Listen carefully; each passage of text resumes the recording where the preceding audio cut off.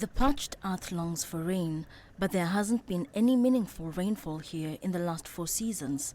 The impact of what scientists in the Horn of Africa call the worst drought in 40 years can be felt everywhere in Kenya's semi-arid Turkana region. In Todonyang village, lunchtime passes without notice.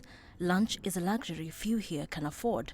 Nancy Arupe has had to set up shop reselling cooking fuel in order to raise funds to feed her family.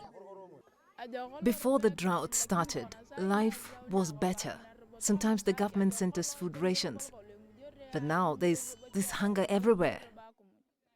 A few kilometers from the village, we find the carcasses of hundreds of domestic animals which succumbed to the ongoing drought. The Arid and Semi-Arid Lands Humanitarian Network estimates that more than 2.4 million livestock, which pastoralist families rely on for nourishment and livelihood, have died in Kenya.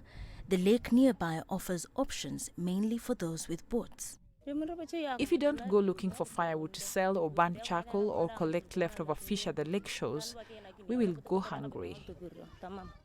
And the drought is fueling another threat. Though attacks by cattle rustlers have taken place through the years, locals say the drought is worsening the insecurity in the area. What fuels this insecurity is the scramble for pasture, for fish in the lake, and for livestock.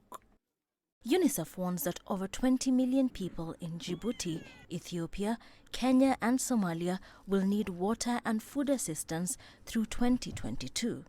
Earlier in the year, Kenya's National Drought Management Authority warned that over 3.5 million people in the country were staring at acute food insecurity. Those numbers are likely to rise as more and more households continue to lose their livelihoods in the ongoing drought, and these people are now seeking urgent interventions. In the affected areas, government agencies and aid organizations are swinging into action to mitigate the impact of the dry spell.